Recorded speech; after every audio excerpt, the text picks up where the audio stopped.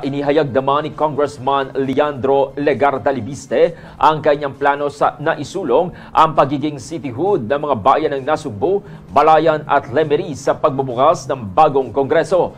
Ayon sa mababatas, layunin ng hakbang na ito na itaas ang antas ng mga nasabing bayan upang higit pang mapabilis ang kanilang kaunlaran at mapalawak ang access ng mga mamamayan sa serbisyong pampubliko. Ginawa ni Congressman Libiste ang payag matapos siyang formal na iproklama bilang kinatawan ng unang distrito ng Batangas. Ayon sa kanya, ang cityhood ay hindi lamang simbolo ng progreso, kundi isang konkretong hakbang upang mas makakuha ng pondo at suporta mula sa pambansang pamahalaan.